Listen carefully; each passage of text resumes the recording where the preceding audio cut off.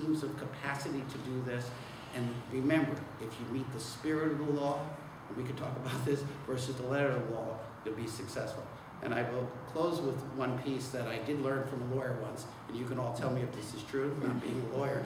A lawyer said to me once, if you ask a lawyer, can I do something, the answer is always going to be no.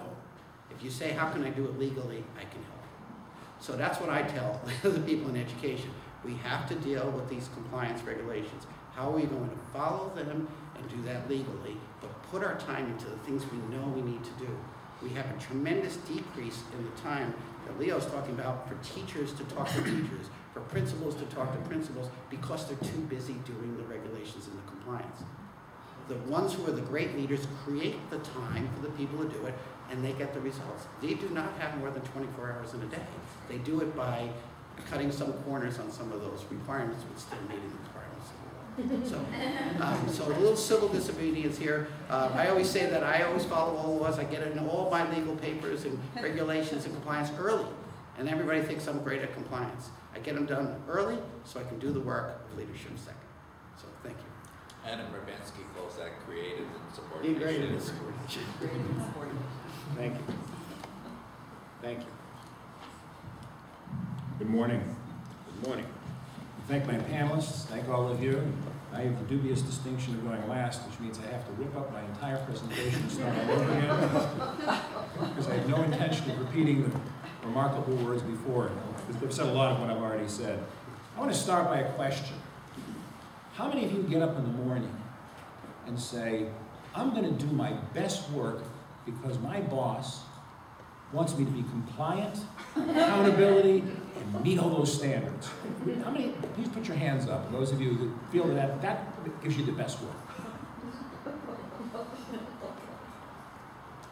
That's what's happening to America.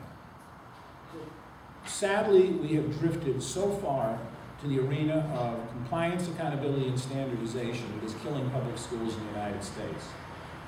I have the distinction, because of my age, this is my 40th year in the field, of living in the Summerhill times of the 1960s, when the Department of Education didn't exist in the United States. We talked about the Constitution, didn't speak about education, and the laws that we deal with today, you deal with, didn't exist.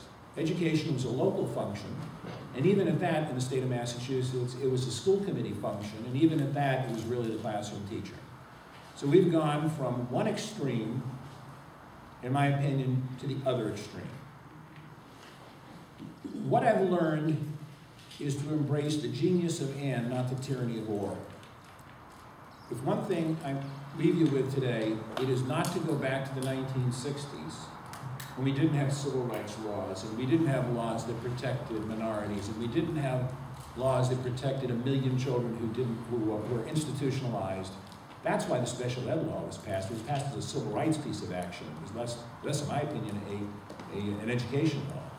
I don't want to go back to that, but for some reason, the theory of action, the theory that people operate from in this country, that's the dominant view out of the Department of Education in the United States. That is the view out of the Department of Elementary and Secondary Education in Massachusetts. That theory of action is, if we just have more standardization, more accountability, and more compliance, more students will learn at higher levels. So we've adopted in this state, I think, an absurd evaluation system for teachers. I think it's going to kill public education. I don't have enough time to talk about it. I have here in front of me the superintendent's checklist. If you don't believe me, go on the DESE website. Right on it, you'll find the superintendent's checklist. There's 100 to-dos every year for the superintendent just to meet the state and federal regulations. And many of these require an enormous amount of time. And if you read them, you say, what the hell does this have to do with learning? Nothing. But it's great, it's Lawyers Full Employment Act. You know, but some legislator in some place or some regulator said, this would make things better. And it probably came out of some horrible situation where somebody wanted to right wrong. In 1993, the Education Reform Act was passed in the Commonwealth of Massachusetts. One section in that law created the Regulatory Relief Commission. I suspect probably almost none of you know that it even existed. And it was put in there to strip away the regulations that weren't needed. I got appointed to that commission and became the vice chair of that commission.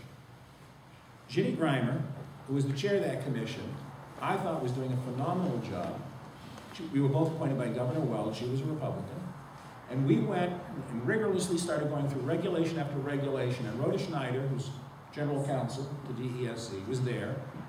And we started asking questions. Why do you have this regulation? Could it be streamlined back? What happened was she was sacked. And Michael's sentence was put in there, and we never issued a report. I learned a hard lesson then that I continue to learn today, that organizations, institutions are designed not to change. And you've heard some really good commentary about how you bubble up innovation in organizations. And I agree with what I heard, and if I had a lot of time, I would talk about this. And I do have a book coming out in the fall called K-12 Learning Organizations. They're all got books coming out. But you can't buy it yet, so I'm not here to sell it. But I asked myself the question, why can't we educate all kids at high levels? And the conclusion I came to is we have a capacity problem. We don't have enough outstanding teachers in the country, and the ones that we have, we don't get the best work out of them, by and large, because they work in isolation. And so you hear themes about how do you go to collaboration and build trust and capacity building and leadership. Those are four very powerful drivers of change. But it's not going to be done by upping the certification regulations. What happens in Finland, and by the way, the statistics are different. It's worse than you actually said, Mr. Casey. It's 1.5% poverty versus 22% poverty in this country. It's actually worse. They made a public policy decision 30 years ago to wipe out poverty. Now, it's a socialist country, I recognize that. But they did something that was very important. They made education an incredibly prestigious field.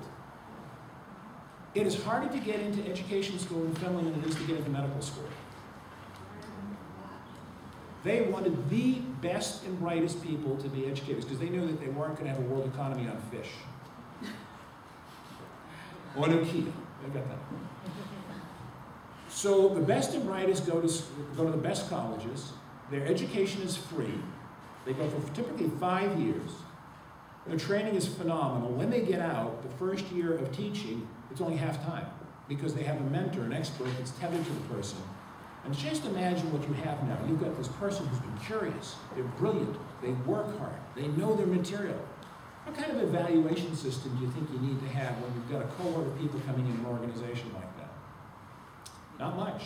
They have almost no evaluation system in Finland. Yet they have the highest scores in the world on the PISA test. And I'm going to tell you, I'm getting tired of hearing people, well, it's because they're all white. All right? There are some differences. But the biggest difference, in my opinion, is the talent pool that's coming in, and it's a very collaborative culture. The entire curriculum for Finland is about this thick, and there are no tests by the government, except an exit test for graduation. It is completely inverted. So it's a system where here's how they went to scale. And Finland's the size of the state of Massachusetts, so it could be done by a state if the federal government got out of the way.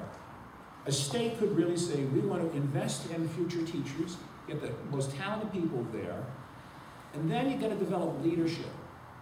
Leadership's got to be developed at all levels, not just the top leader. You have emerging leaders and teacher leaders.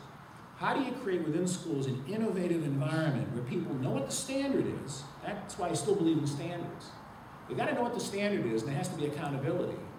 But as I said to you, what I wanted to leave you with is the and, not the or. You do need the goal line. You do need the standard. You do have to have some accountability when schools are failing and not doing well. But you got to give people the environment. That's why I asked you that question about what would excite you. You got to give people the environment. When they get up in the work each morning, they know where they want to get to, but they're excited to work with their colleagues and to generate ideas and to generate new solutions. Some will work, some won't work.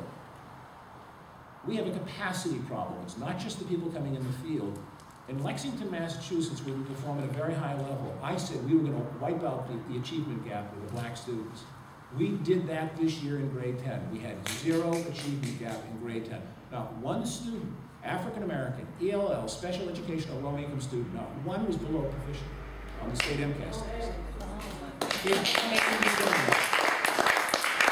Thank you. It's done because you get your teachers knowing where to go, they're behind you, they're excited, you give them tremendous professional development and support, and they'll get the job done. It's hard work, but trust me, what I've learned in a career is organizations push back. Change is not something to go, oh, this is wonderful. You're asking people to give up power, control, sense of self-worth. So the leaders we hire have to be prepared. The tough backbone, we said, is they've got to realize when you go down this journey, you're going to get attacked. The compliant leaders will fight back. And we have to fight back against legislators and regulatory people to say, I know you're trying to help us, but stop. Give us the goal line, but give us the tools to have powerful schools. Thank you.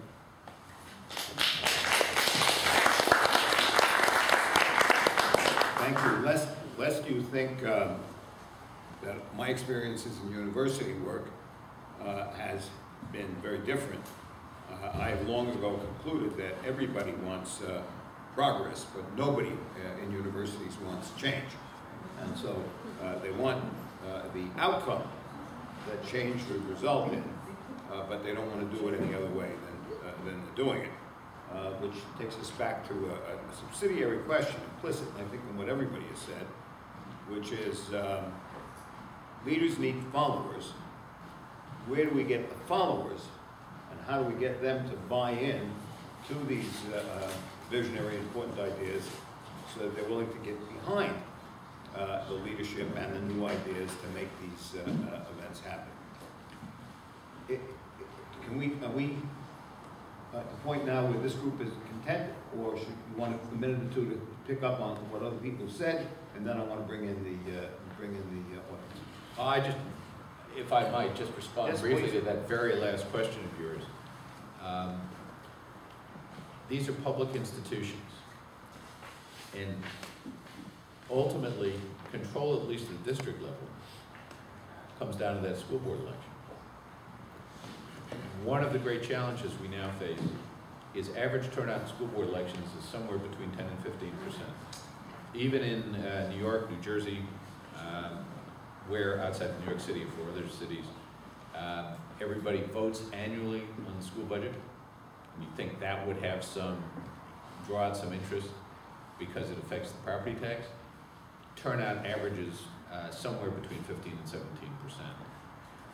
So long as you have that level of involvement or lack of involvement, you're really not going to drive change very, very well, because you just don't have the level of interest to push things. And I worry about it because it's not just about getting to the promised land, it's about staying there. And at least 2 of the districts I investigated had reached the promised land, were fabulous, and have fallen back. So it's not just about knowing what it's about sort of concocting the secret sauce, but then passing it on to the next generation, and that often doesn't happen. The only other thing I want to say is, Jim Collins' name got invoked. And I think one of Collins' great insights is worth discussing here, because it really goes to a lot of what we've been talking about. Collins' great line is, you want the right people on the bus. And once the right people are on the bus, you want to set them free to go do what they can do best. And there is this inverse trade-off. You want people you can trust, in which case you want to let them go free. But if you have people you don't trust, you need controls. What we've done, though, with the law is we don't differentiate between people we trust and people we don't trust. And we don't do a very good job trying to build institutions where we feel we can trust people. And one of the things about local control that complicates the theory of action of saying do everything locally is we've, in a sense, left that for years, and they haven't done it. I mean, we're now facing all these evaluation laws, and that we think they're pretty dumb in many cases. But the truth is, districts have sat by for years and just given out tenure to everybody, so long as you pass the mirror test and you're still breathing after 2 years in the classroom. Right.